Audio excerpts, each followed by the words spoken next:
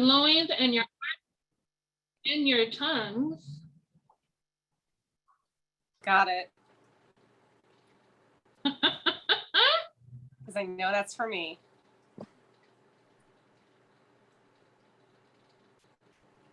Good evening, everyone. Good evening, everyone. As you join, please mute and turn off your video unless you are the NC or TWU. Thank you.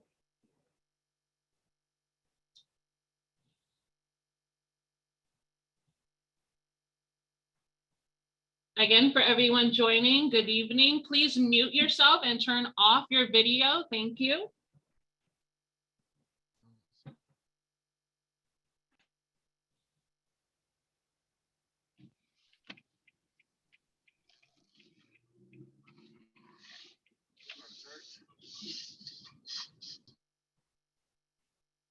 And if you already haven't, please click view and please click active speaker. Thank you.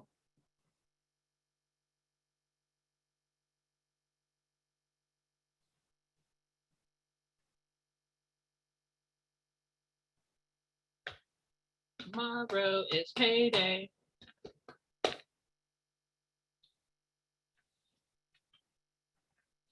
Do, do, do, do, do.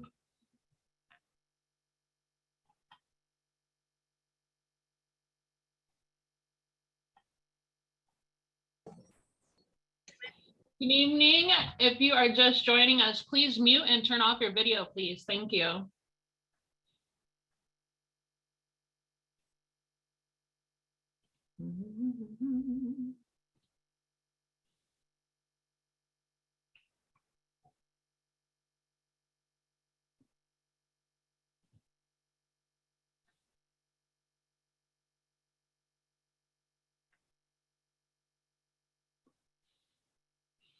Thank everyone for joining. We'll be starting in about 3 minutes.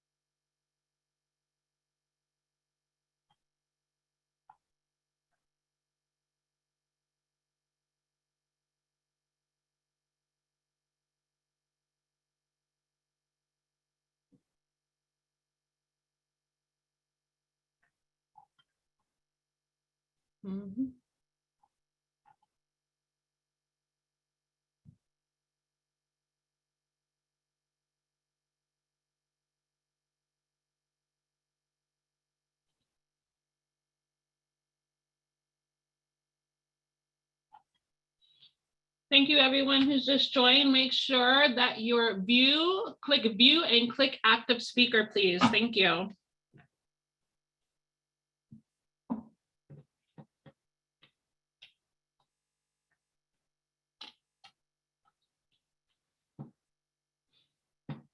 Mm-hmm. 2 minutes.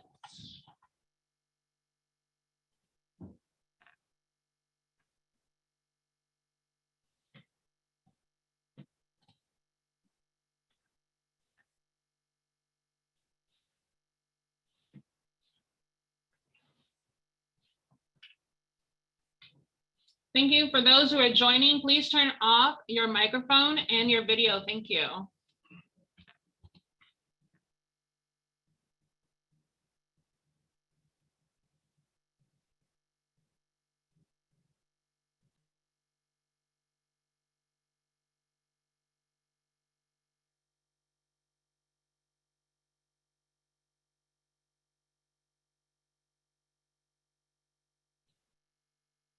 We'll begin in 1 minute. For everyone who is joining us, make sure that your view is on active speaker and that your microphone and your video are off. Thank you. All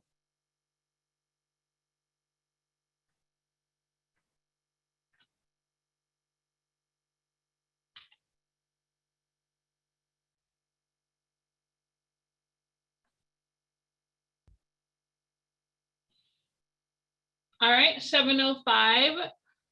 Good evening, everyone. Welcome to Town Hall number 2.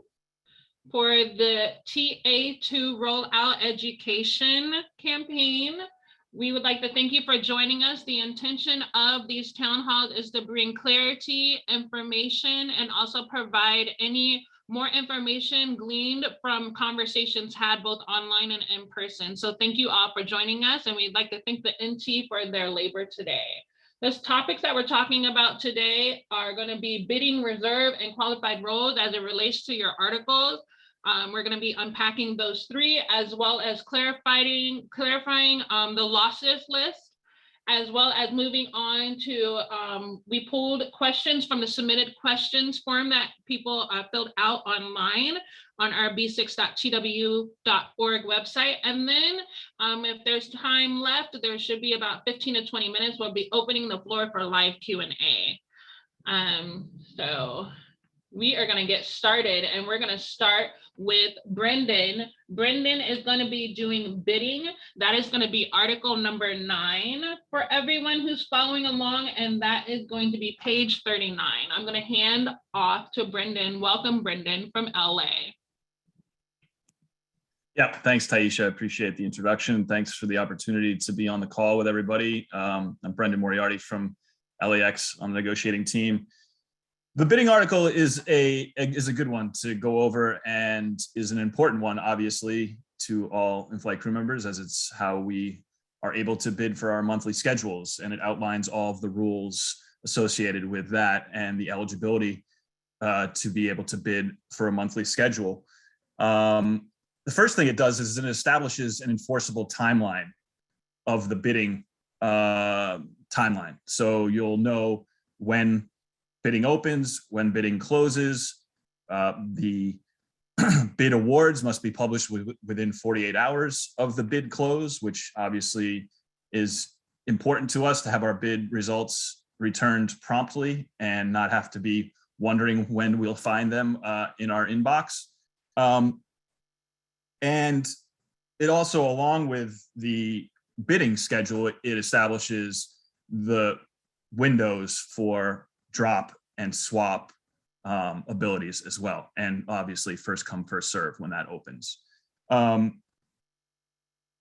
It also importantly creates the parameters around the bidding windows themselves, establishes the width, basically, you can say, of those bidding windows. And we know we're all familiar with minimum bid, target bids, and max sched bids. And those will all still be there, except in a legally binding document, the parameters for what those windows are is established, and the company can't choose to make the min window something different from what is established in the contract. Also, a win that we got in this agreement was the introduction of a new bid window, a monthly bid window, which is the reduced credit window, reduced credit flying window for those in-flight crew members who may wish some months or a month here or there to fly a reduced schedule. And those in-flight crew members guaranteed a minimum of 7% of every base will, if they are bid for, will be awarded a reduced credit window. So that's a huge improvement for us. Also, you'll see in that article, which may be easily overlooked, but we were able to, and actually struggled hard to get to the company to agree to this language, but preserve the preferences and bid choices that we currently have in our PBS bidding system. So all of the choices that we now currently are able to preference our pairings for, and our bids, reserve or otherwise, are all protected under this agreement and cannot be reduced or changed. There's language to protect our bidding choices. And then lastly, I just, not to go on too long, but we did also win the ability for those crew members, for those flight attendants who like to stack trips. We were able to get the ability to waive the minimum 12-hour in-base rest requirement and protection. So if you are somebody who prefers to stack your trips, you can waive in the bidding, under the bidding article, you can waive that 12-hour rest requirement down to 11 hours, and you can be awarded pairings with a minimum of 11 hours of in-base rest in between. So those are just some of the highlights, I think, in that article. It definitely one people should look over and get familiar with.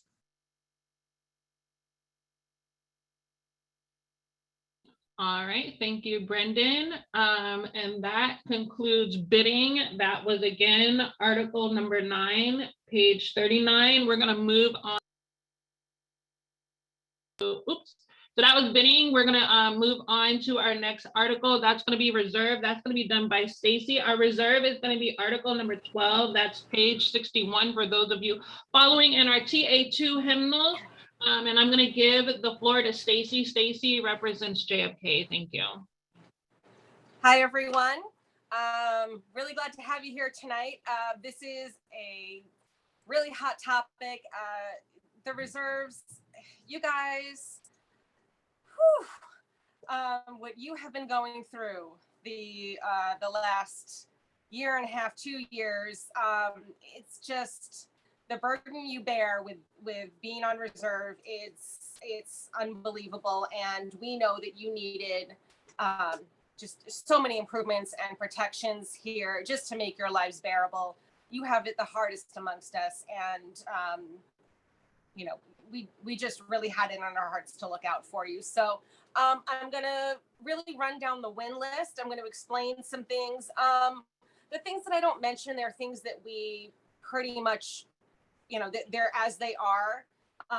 So, if you have any questions about how those work, please definitely get in touch with us. But we're going to go over the things that are new here. So let's start out with the reserve assignment hard deadline. We know it's a huge point of contention every day. When are the next day reserve assignments going to come out? They will begin at noon. They have to begin at noon to align with being able to drop pairings. So 1800 is the hard stop. Those bids or next day reserve assignments must be released by then. I know there's some concern that it says, well, if they're not out, then you'll have to check your email. That's not saying that they don't have to do it. That's like, oh, there's not a price tag on this. Is it free? You still have to have your reserve assignment for the next day. When it does come out, it means it's grievable. We hold the company accountable when they are not bringing those reserve assignments out in the time that they're supposed to do so. The next item we have is the AM/PM preference bid and the airport standby preference bid. That's a new thing to us. We've never had the ability to preference AM, PM, or any kind of, really, you can ask, but they don't have to honor it. And this sets the 0200 wrap start time and the 1300 wrap start time, and those are set. You're not going to have a wrap that starts prior to 2 a.m. That's how that works. Excuse me. The release to rest that was in the previous TA, if you were here at the time, you cannot be released to rest and put on a later airport standby period.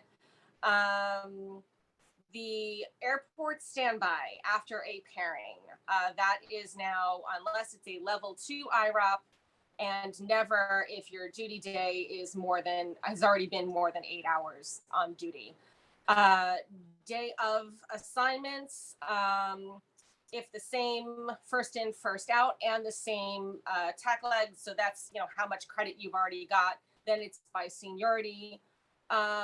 This one's it's for the line holders, but it's in the reserve article. No line holder airport standby. For airport standbys, there are only 2 airport standbys in a row, and a maximum of 6 in a month, unless the IFC chooses to waive that by preference bidding airport standby. And that's the big improvement. The previous language, or the current language, I should say, is they will try not to assign you more than 8, but there's no guarantee of that. So 2 in a row and 6 in the month is fantastic for us. You cannot be assigned a trip to an airport standby can't be assigned a trip that ends more than an hour after your airport standby ends, unless the reserve concurs to that. So that's a nice win. A huge win, because we heard so much about this, oh, I sat home reserve the whole period and they called me 5 minutes before and said I had to come into airport standby. We did away with that. So once you've been on home reserve for 7 hours, that's a cutoff. They can assign you a pairing, but they can no longer ask you to come in and sit airport standby. Excuse me. I've done a lot of talking in the last couple of days. The old language was that if you had a wrap that was before noon, you couldn't be assigned to red eye. So that is now, if you are assigned to a wrap that begins at 1300 or earlier, you cannot be assigned to any red eye flying. Auto release on the last day of reserve after 6 hours reserve, or and I'm reading this one because it's so number intensive.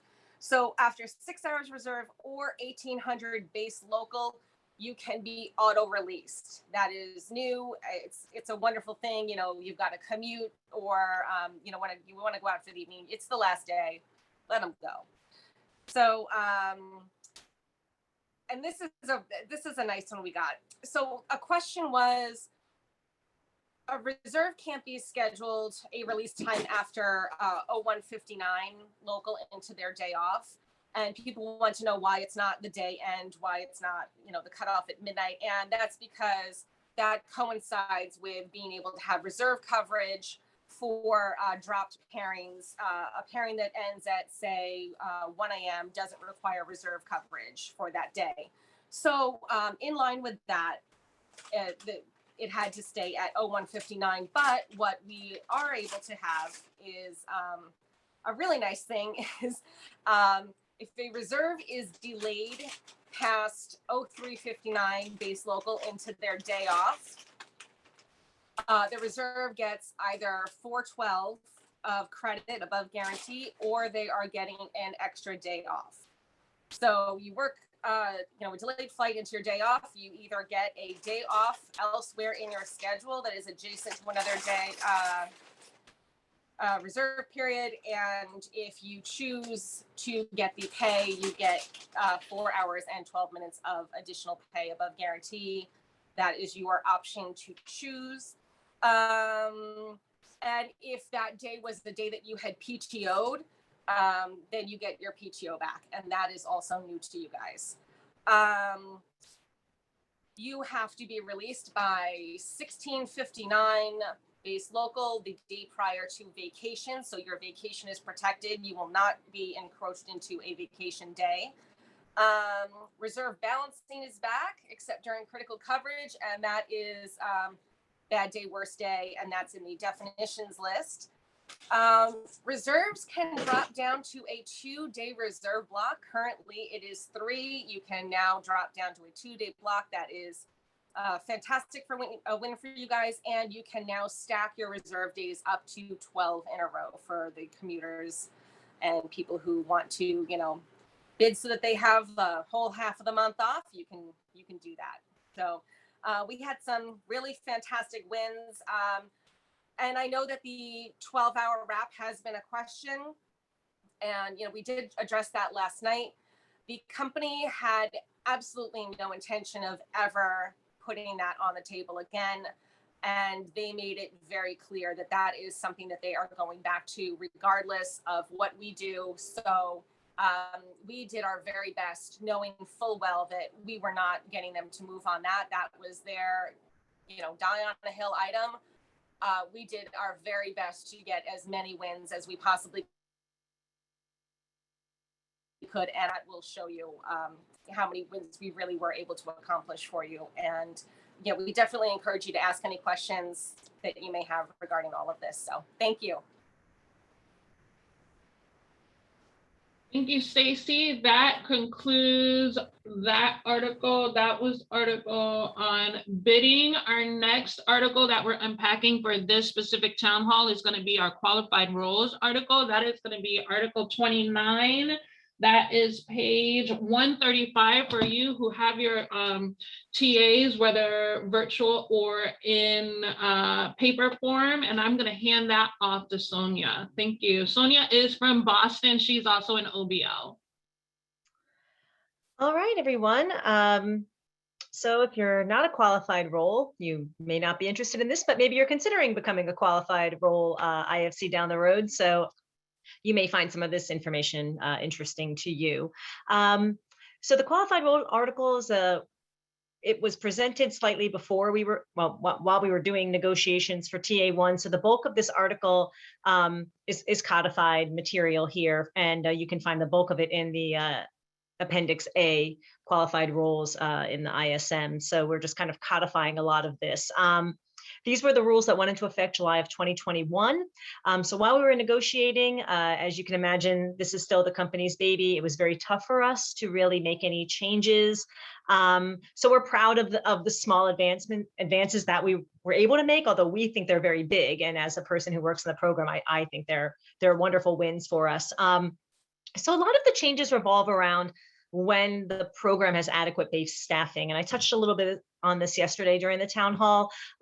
These numbers were not given to us. However, in the contract, we do have some parameters in there that are listed, for instance, in the required minimum bidding per month, right? So we do have for the domestic product that in mid-2022, we should reach adequate base staffing, February 2023 for the transatlantic program. So now we have something that we can come back to the company. And when we say mid-2022, we take that as the middle of the year, right? So it could be anywhere between May and August of 2022 that we should anticipate seeing adequate base staffing. If we don't, that's another opportunity for us. We can file a grievance, put pressure on the company. You know, hey, we have in our legally binding contract mid-2022 for these numbers. So just to kind of set the foundation there that, you know, there is something on the horizon for adequate base staffing. So what that means then is that those numbers will come down one trip per qualified role. So Mint will, domestic Mint will now have 2 required pairings per month, and same for the transatlantic. There's still the shared reserve block. That brings us to the next win. There is that reserve, the shared reserve program. So while it's still a part of the qualified roles, we were able to make an amazing win, which was now that 12% of each qualified role. So that's going to be both the domestic OBL and Mint service and the transatlantic OBL and service positions. The top 12 will not have to sit the shared reserve blocks.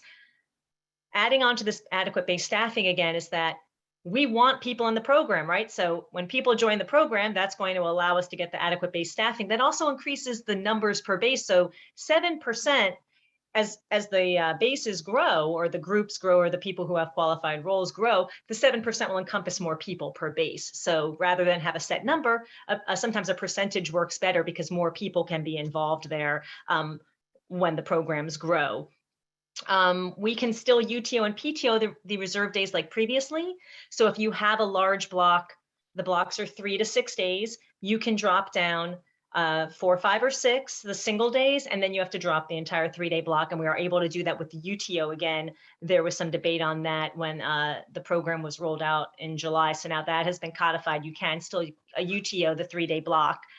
So now in the reserve, with the changes to the program that the company introduced over the summertime, if you are on reserve, you can be utilized in the domestic product program to fly in the 3 or 4 position on a Mint aircraft.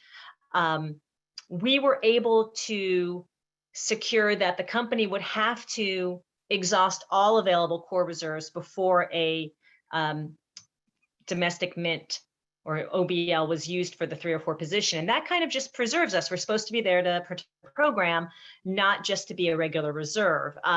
So now what that kind of means is that if you're like me, when I'm sitting on reserve, I am stalking open time, I'm stalking the trade board to see if anybody's like anticipating calling out, and I'm looking at the DRO, the daily reserve list, seeing who's available.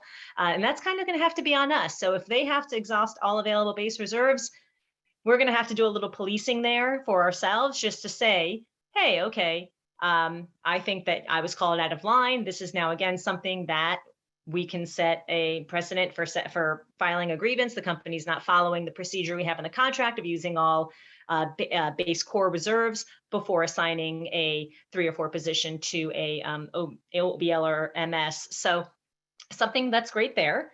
And on top of that, we now are going to get JRA pay for that. So JRA is going to be either 0.4 for premium pay or 0.35 for straight pay. And that'll always be if you are asked to operate outside of your qualified role, and always during a level 2 or higher, which they still can utilize you for any airplane, any position. A win for the transatlantic program was the extra $1 for the 4 and 5 core positions. And another add on a pay component is that we were able to secure pay protection for the qualified role position pay. So if your pairing is canceled, you'll still get pay protection for those qualified role position pay. Another caveat was that the company can still make advancements or enhance any of these portions of the qualified role program. If they feel they're having a hard time getting people to join the program, they can increase pay or position pay, however they like. And if they do, those changes do become part of the contract right away. So those are some of the great gains that we got for qualified roles. All right, thank you, Sonia. Boston OBL negotiating team member speaking on qualified roles, which was again article, I believe, 29. So we're going to move on. We're going to do some more items to clarify. We spoke about this yesterday. We want to reiterate and again honor this space by providing more time to speak about this. So we're going to bring Stacy back. She's going to talk about our losses that we've had in our TA2 and clarify those. I'm going to give this back to Stacy. Stacy again is JFK negotiating team member. Thank you. Hi, everyone again. So once again, on the losses side, we want to be completely transparent with you. We're not looking to pretend that, we did anything we didn't or hide from you what happened. And a lot of these, we can explain them very thoroughly. So there's a reason. So we'll start with the 25 and 7 instead of the 24 and 7. And that is because the company couldn't keep bumping us up right up against the exact legal limit for the 24 and 7. That is a hard stop. The FAA doesn't play with it. And they were having to remove people from trips, stand them in other cities. And it was causing a crewing nightmare for people that were running into that 24 and 7. Article 20 and 30, we have the 18-month roll-off for entries or letters of conversation in the personnel file. It is currently 12. It will be 18. However, this is greatly mitigated by the fact that we actually have control now over what can be placed in your file. There are strict limitations, about what kind of letter, what kind of complaint can go in your file. And of course, we have the grievance process to fight it if something does make it into your file. We already talked about the reserve wrap. Sick calls have to be made 3 hours or more prior to report. That is a little bit longer than it has been in the past. However, because of the increased call times for reserves, we had to make the sick call a little bit longer. Otherwise, if you're calling out sick at 2 hours and 45 minutes prior, and the reserve call out time is 2 hours, 45 minutes prior, they can't get a reserve there. They are burning a reserve who is at the airport in airport standby. And once they have exhausted airport standbys, that is when they start modifying and junior assigning flight attendants who are already at the airport. And that is how we lose our schedule integrity. So that is the reason for that. Line holders can only call out for their next scheduled pairing instead of calling out for multiple pairings that are consecutive.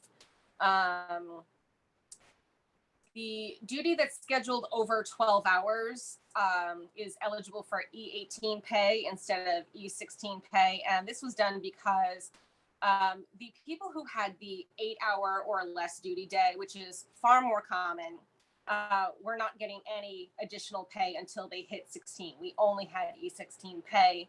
So that seemed wildly unfair. And also, like, this would really benefit the greater number of IFCs. So we carved out E16, E14, and E18 so that the additional pay kicks in line with the duty day that you are working. Incentivized vacation weeks are not in the contract, but they are also not precluded in the contract. So historically, the company has offered incentivized vacation weeks. These are trough times where headcount is going to be high because IFCs are not looking to take vacation and passengers are not looking to fly. So we have too many people on payroll, essentially. So what the company has done is offered incentivized weeks in order to encourage IFCs to take vacation time. Rest assured, when things return to normal flying, we will once again have times where we have too much headcount. I can't say that the company will or won't offer incentivized vacation, but it is an effective way to reduce headcount in those times. So, we can't say it'll never happen, and it's certainly not prevented. The reduction in number of days to pick up hours when you return from a leave. It is currently 7, it will be 5. Back in the day, the company required you to pick up twice as many hours when you came back from a leave. And they wanted to bump it back up to those numbers in order to keep the numbers at what they currently are, just half of what the company wanted. We gave up 2 days there, so you have 5 days to pick up those hours. 2 other things that I really want to address that some people see them as a loss, and other people see them as a gain. So we're not going to pretend that everybody loves everything. Vacation. We know that some people see the splitting of the vacation and the PTO as a loss. Overall, it is a gain of at the top out just about double your paid vacation in total, and the required weeks of vacation are protected in case of disability, FMLA, sick calls. We know that's not a win for everyone, but it's surveyed very high.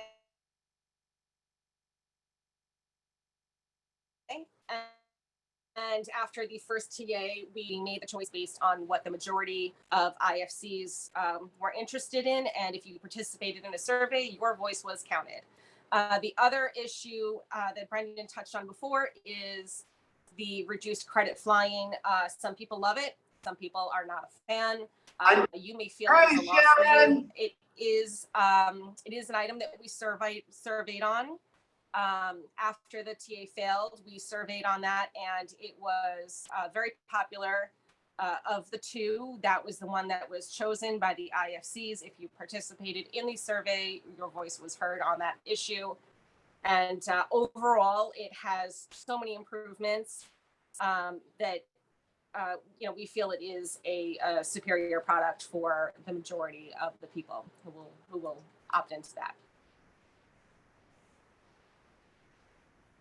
All right, so that concludes the clarification on our losses that we received from TA2. We're going to keep Stacy on and move to honoring those who submitted questions via our b6.twu.org website and submitted these questions in advance. And we have categorized these questions, and we'll be addressing them in a lump sum order. So first up, we're going to have Stacy. She's going to continue on talking about some reserve questions that were sent in, namely this one, according to reserve assignment section E, if on SCR for the day, a reserve cannon may be assigned to a more separate pairings for the day upon IFC return to base, i.e. SCR 0400, 1600, called same day to report to base for a pairing at 0600, returns to base same day at 1 p.m., goes home and is called again for another pairing between 2, 3, or 4 p.m. Am I correct that if an if a reserve IFC is assigned a trip for the following day, he will not be assigned any additional pairing for the wrap. So I'm gonna send that to Stacy. I'm also, because this was a long question, gonna put this in the chat while Stacy answers this question. I need to see that. I'm sorry. Tasha, can you just text me that question so I can look at it while I'm... Put it in the chat, but I can also text you. I'm sorry. Thank you, because that is one that I have to read and unpack. Thank you everyone for your patience while we... I do apologize. I was driving home while these questions were coming in from my airport visibility, so I didn't see these in advance.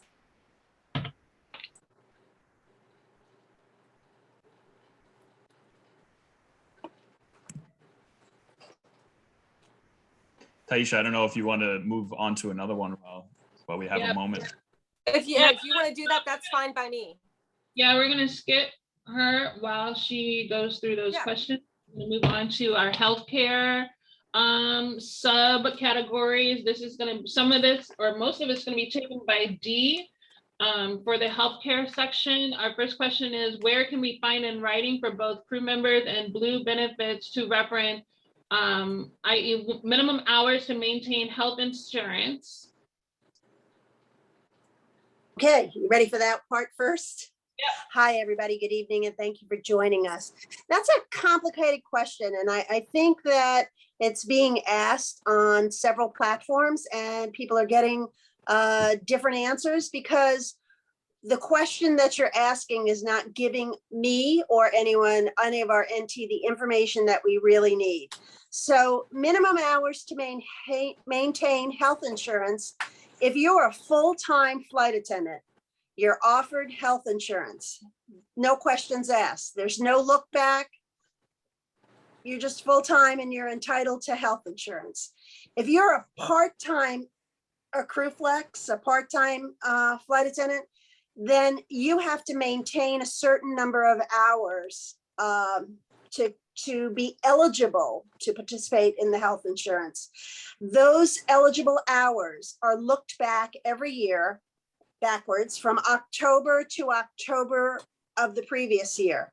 You have to maintain, not every month, but you have to maintain 65 times 12. That's 780 hours. However you make that work over the period of a year, you can maintain being eligible for health insurance. Now we have questions and caveats within those two different things. We have been allowed now as a full-time flight attendant to drop to 60 hours on the trade board only.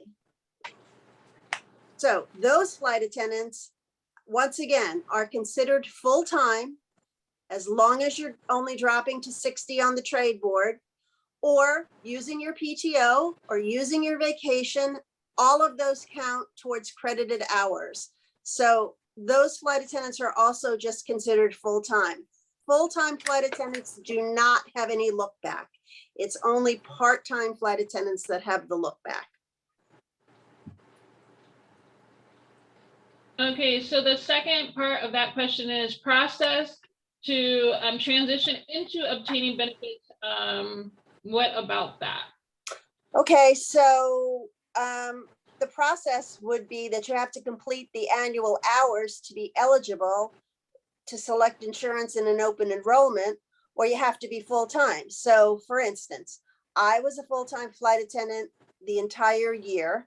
And then in September, I became a part-time flight attendant. So I had a life-changing event. And when they looked back, now I wasn't going to be eligible for insurance next year because I'm part-time. But when they looked back October to October, because I was full-time, I had the hours. So, you know, it's every time you have a life-changing event, you have an opportunity to transition into obtaining benefits.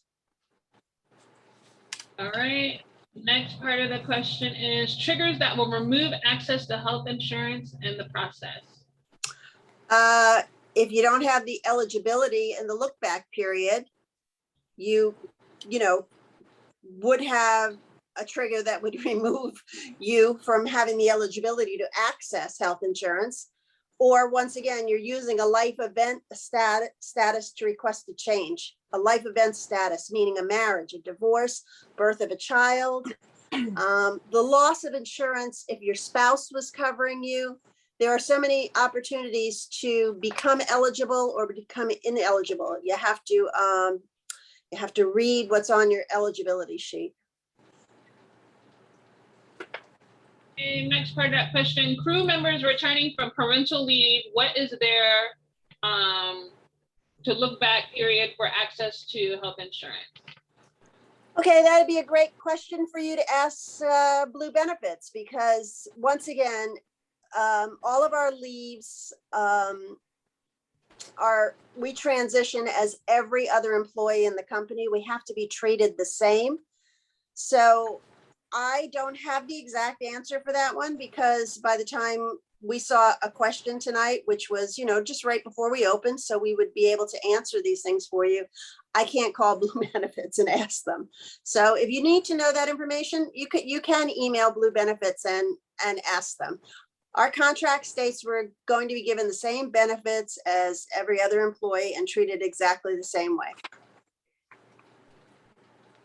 Okay, thank you. The next part of this is, if nothing is calibrated and written, what will the grievance process look like if my friend kept health insurance at 720 hours and I lost mine for not maintaining a minimum of 780? Correct. So once again, if you are a full-time flight attendant, they do not do any look back. You are simply considered full-time and you are offered health insurance. Federal law dictates under the Affordable Care Act how they have to administer part-time hours and offer insurance to those part-time employees. So because our insurance is tied to the insurance that all of the other employees at JetBlue get, they have to figure out the hours that are based equally for whoever it is, AO, GO, in-flight. So once again, if you're considered a part-time employee, you have to maintain the same hours that anyone else in your same part-time status would. And that is, again, stipulated by federal laws for the Affordable Care Act. So it is 65 times 12, the 780, that you would have to average over the period of 1 year. And the next question is, has the issue of not using PTO for FMLA been addressed? No, it has not been addressed in contract negotiations. That's not something we could put in our contract, but I'm going to tell you, if you read our company Blue Book, every company has employee manuals that you will still be held, accountable for, as long as they're not in violation of your contractual agreement with the company. And I do notice that in our crew book, our company Blue Book, not the IBVS, the CBBB, it states clearly that FMLA is an unpaid program and that you may use your time to supplement it. You don't have to, but you see, we're not contractual right now, so they can force different rules on us, which they have because they say we're not dependable, and they are making us use our time for FMLA. And this is a grievable item. Once again, all of the employees would have to be treated the same as long as we're being considered that under the company Blue Book. And that concludes your questions for this health section. Ernesto, this next question is you. I'm out on medical leave past the voting deadline. Will I be eligible to vote?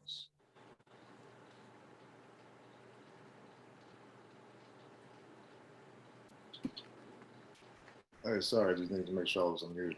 Everybody, Ernesto here, Orlando-based negotiating team member. Thanks for the question. No, and that's been a popular question as of late. I had a few people ask me that these last couple of days. during my airport visibility for their coworkers who are out on leave. No, you don't use you don't use the ability to be eligible to receive the lump sum payment. That was a correct question, correct, Aisha? Yes, do you lose your eligibility? No, not at all. This includes medical leave, parental leave, R&R, those coming back from such. As soon as you're back on the line active, you'll be receiving your lump sum payment. All right, so that concludes that. So we're going to move on. We have some after ratification questions. This one is going to go to Brendan, who will be our shop steward representing us. That was the one question on this section so far. Yeah, well, that's a good question. I mean, anybody who's looking forward to the future when we have our local union established is A-okay in my book. But shop stewards will be our local union reps who will represent us, and those positions will be open to anybody who's willing and to do the work. And we'll have certain elected positions in our local union, and all others that will be appointed by our local leadership, that elected local leadership. And all of those determinations will be made once we have our bylaws established. Certainly, we have to vote in our tentative agreement first in order to have these wonderful opportunities, and that's what we're focused on right now. But going forward, when we do have our local union established, we'll have not only shop stewards, but other positions that flight attendants can participate in, be engaged with, and support our union to be the strongest fighting union we can possibly have to hold the company accountable to our contract. So definitely look forward to those opportunities in the future, and keep eyes and ears open for those opportunities to join in the fight with our local union once established. All right, thank you. We have about 14 minutes, so we're going to run a little faster than normal. Ernesto, can you tell us who was on both sides of the negotiating table? Sure. Just real quick, I just want to go back and address the previous question. I had a weird glitch on my screen, so the screen kind of paused a bit. But I believe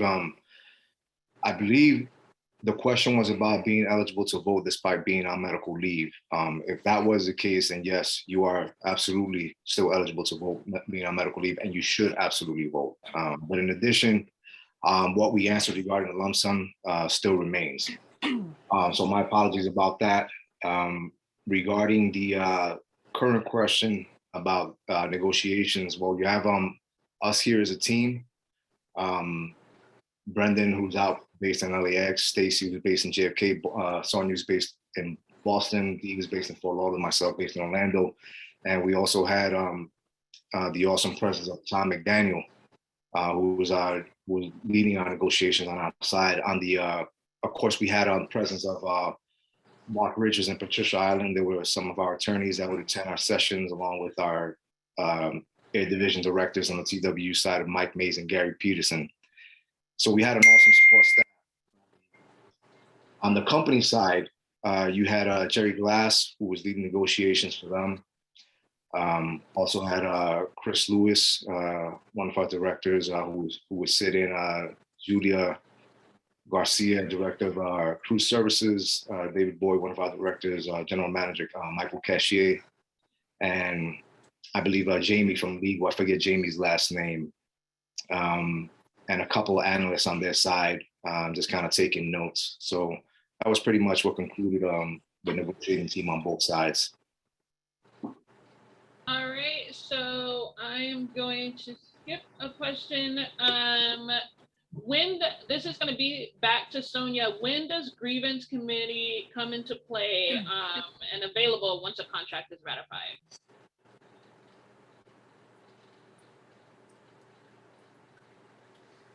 You are muted. Sorry. Yeah, the grievance committee is probably one of the founding committees of the group. It's going to be the largest and most powerful committee that we'll have. But we have had an interim grievance committee this entire time, and they've been instrumental in assisting crew members through the peer observer program. So if crew members found themselves in a position of possibly facing discipline, we had a peer observer program in which you could reach out to a volunteer IFC, and they would help you with your meeting with the company. They couldn't sit in on your behalf, and they couldn't, I mean, they could sit in with you, but they couldn't speak on your behalf, and they couldn't help support you. That completely flips the switch when you have a grievance committee. You now have an actual advocate who can sit at the table and fight for you, be there, answer questions, and help state your case for you. So it really flips the table. The two interim grievance chairs we've had, Pablo Montero and Tracy Arazo, have made a wonderful video that I invite all of you to watch, where they really in-depth go explain about the grievance committee, how it functions, what its purpose is, and you can find that on our website. It's about 8 minutes long. I think it could just explain a lot more than I can right now for you. All right, so Travis, if you want to open up the chat and then close it at 5 till, that would be great. Thank you. So while we're going to ask the audience to spend the next 5 minutes sending in questions while we try and clear up the previously submitted questions list. Our next question is about IBBS. This pretty much talks about why can JB change the manuals at a whim? Why not put the items referring to the manuals in the contract? What are the parameters for the company to make changes to the IBBS? And I'm going to give that back to the negotiating team, whoever's taking that. Thank you. I'll just talk about it a little bit if you want. These are important items where you really have to read the contract. So it depends on which particular item you're talking about. There's information on Article 16, which says that the company can't make changes. They can make changes, but they have to notify us. And once they notify us, we're going to request a meeting. That would be in Article 16. In Article 30, we specify about our cleaning duties on the aircraft, the blue turn, but we specifically say tidying. So that limits what they could ever do. They can't change our duties to start running a vacuum, taking out the garbage, wiping the tray tables down. So that's in Article 30. They can't make overall any changes that violate any items in our contract. And so you have to read the contract. We did not give them permission to make unilateral changes and do anything that they want. Everything they do, they have to discuss with us, and it has to be in line with every single word and definition of our contract. All right, so we're gonna go. Yeah, I want to, if I may, I want to add on to that, because I've last night I explained about why the critical coverage days are now protected. The company can't just add them on ad hoc whenever they feel like. And I keep seeing the same comment that the IBBS says that they can implement any critical coverage day they choose. Well, our definition says that it can only be pre-designated days around a holiday, meaning they have to tell us in advance when those are. That will be the same procedure we have today, or 24 hours or more at a level 3 IROP. There is nothing in that definition that mentions the IBBS. And so the idea that they can make a change, it just doesn't exist. It would be a violation of that definition. There's nothing in the definition talking about the IBBS or giving them permission to alter that definition. There are other mentions of the IBBS that are not a bad thing. Like there's a mention to flex up, sorry. There's a mention to flex up. It's just saying for more details about flex up, you're gonna look in the IBBS. It's not hindering us or limiting us in any way. There's a definition that says, it's report times are mentioned in the IBBS, but again, we already have them defined in the contract. They can't be altered, so it doesn't impact us in any way. So not all mentions of the IBBS are a bad thing or detrimental to us. All right, we have one more question that we're going to give from the previously submitted questions. This is going back to Sonia. Can you explain the in-flight crew leader program? Is it part of Mint, and how is it different from what we have now? If everyone is provided training, and the position one will still be extra $2 an hour. Thank you.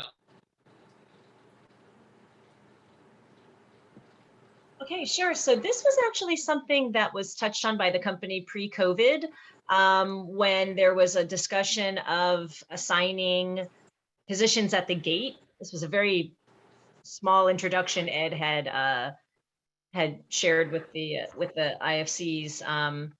So this is something they want to go back to, which is a concept of the F1 actually being people who want to be there, right? So initially, everyone will have to take what will essentially be like a QDL or an online tutorial about being the F1, about paperwork, whether that's in-flight irregularity paperwork, medlink forms, things like that, or destination paperwork for customs.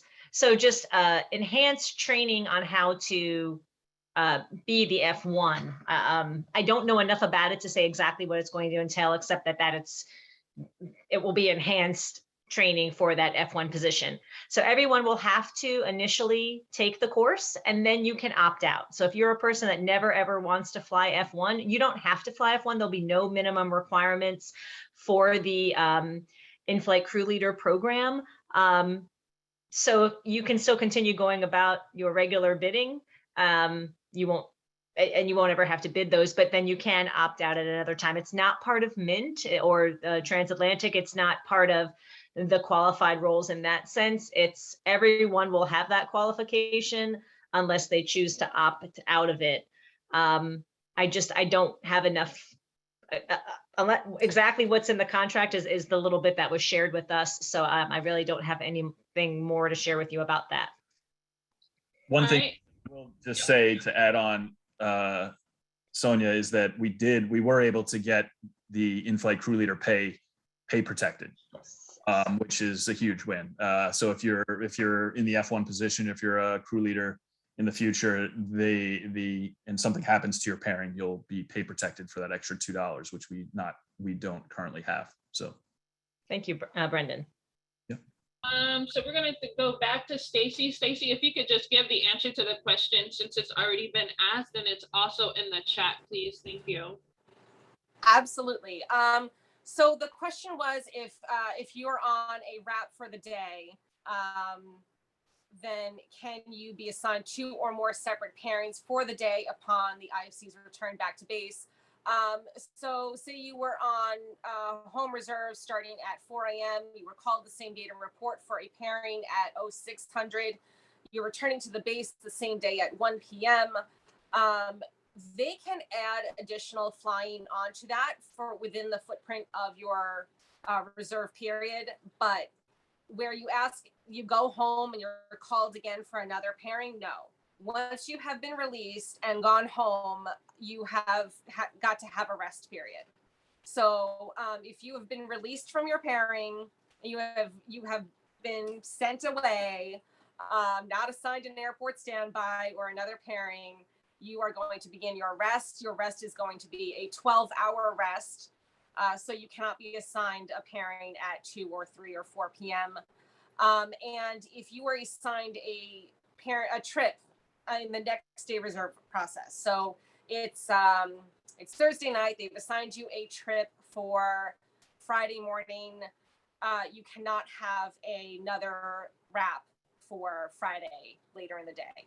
That is, I believe, what you were asking me. So once you have an assignment for the next day, you can't have an assignment for a pairing and then a wrap later in the day.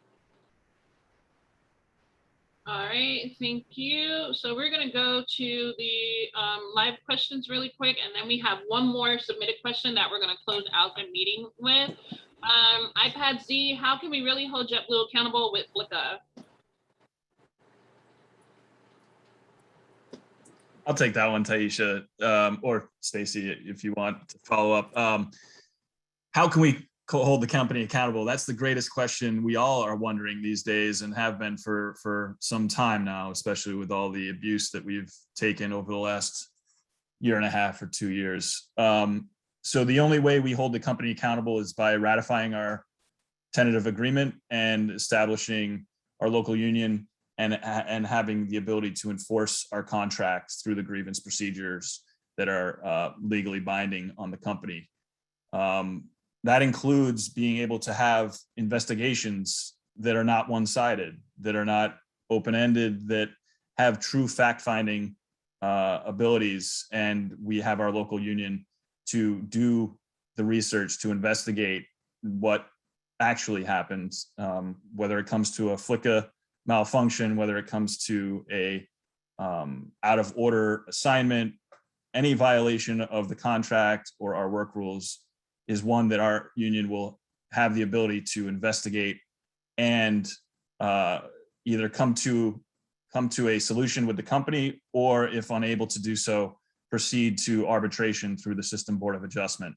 And ultimately, if needed, have a third party neutral arbitrator decide on the issue in dispute. But when it comes to FLICA, we will have access, our union will have the access it needs to investigate any incorrect assignment or any issue in FLICA. So that's why having a contract is so important, and having the ability to grieve things in the contract and any violations thereof it's just a different universe that we will live in as employees going forward once we ratify our contract. All right, thank you, Brendan. We actually only have 4 minutes left, so we're gonna move very quickly through the rest of these questions. And if we have any clarifications, we'll be sending those out via a text format. The next question that was written was, what prevents the colony, which is supposed to be company, from changing our retirement plan program? And that would be probably the same answer as ratify a contract. So does anyone want to take that question really quick? Thank you.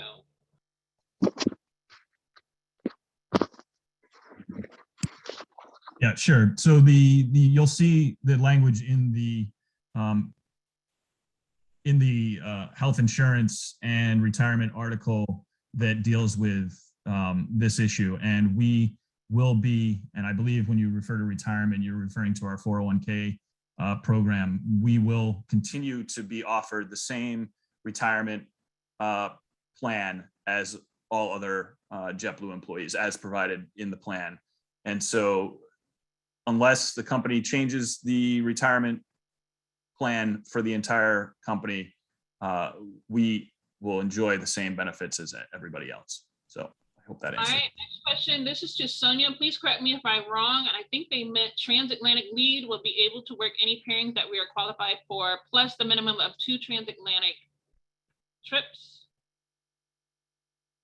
That would be when the transatlantic program is integrated into the JFK or Boston bases, whenever that comes about. I can look up when the date of that is, but yeah, that would not be until it's integrated. It's currently still a closed cadre, and I believe that's until February of 2023.